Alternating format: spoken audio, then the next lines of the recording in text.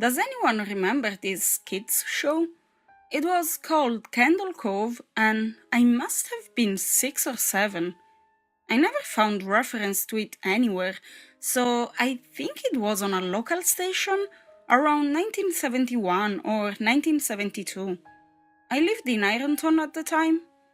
I don't remember which station, but I do remember it was on at a weird time, like 4 p.m. It seems really familiar to me. I grew up outside of Ashland, and I was 9 years old in 72. Candle Cove? Was it about pirates? I remember a pirate marionette at the mouth of a cave talking to a little girl. Yes!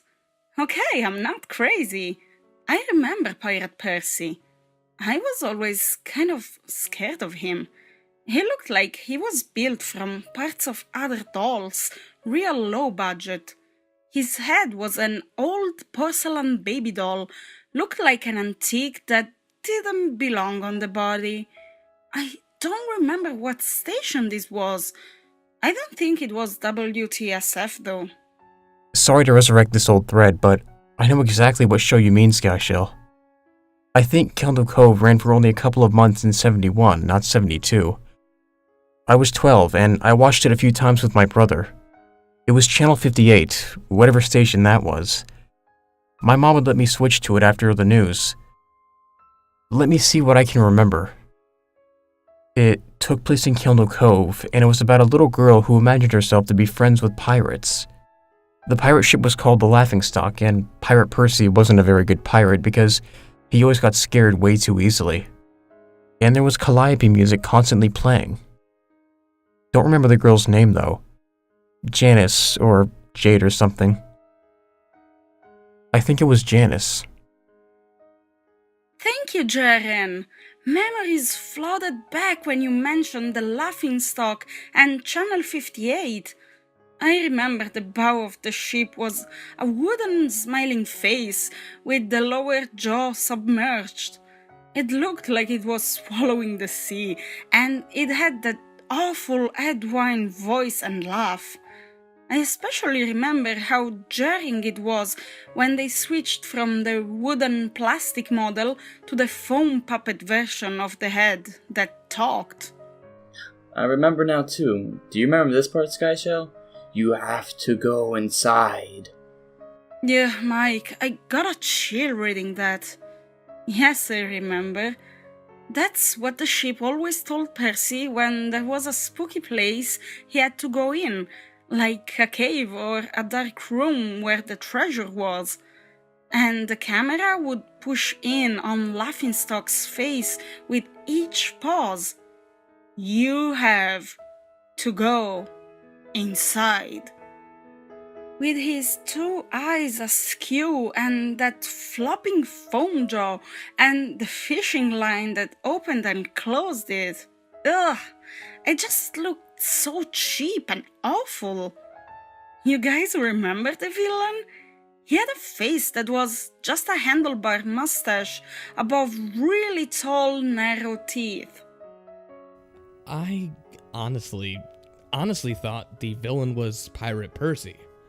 I was about 5 when the show was on, and nightmare fuel.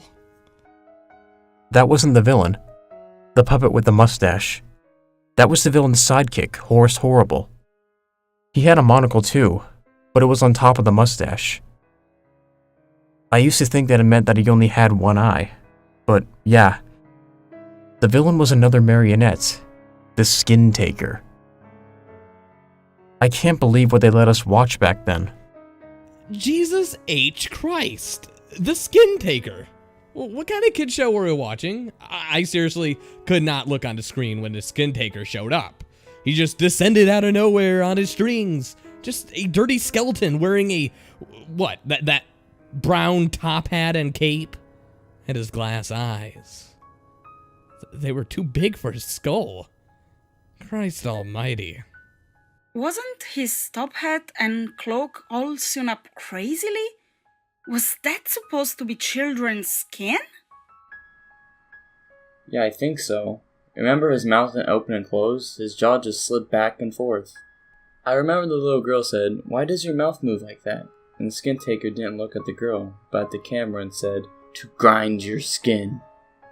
I'm so relieved that other people remember this terrible show. I used to have this awful memory, a bad dream I had where the opening jingle ended, the show faded in from black, and all the characters were there, but the camera was just cutting to each of their faces, and they were just screaming, and the puppets and marionettes were flailing spastically, and just all screaming. The girl was just moaning and crying like she had been through hours of this. I woke up many times from that nightmare. I used to wet the bed when I had it. I didn't think that was a dream. I remember that. I remember that was an episode. No, not possible. There was no plot or anything. I mean, literally just standing in place, crying and screaming for the whole show. Maybe I'm manufacturing the memory because you said that. But I swear to God, I remember seeing what you described. They just screamed. Oh God, yes. The little girl, Janice. I remember seeing her shake, and the skin taker screaming through his gnashing teeth, his jaw careening so wildly. I thought that it would come off its wire hinges. I turned it off, and it was the last time I watched. I ran to tell my brother, and we didn't have the courage to turn it back on. I visited my mom today at the nursing home. I asked her about when I was little in the early 70s, when I was 8 or 9, and if she remembered a kids show, Cove. She said she was surprised I could remember that, and I asked why. And she said, "Because I used to think it was so strange that you said, 'I'm gonna go watch Cove now, Mom.' And then you would tune the TV to static and just watch dead air for 30 minutes. You had a big imagination with your little pirate show."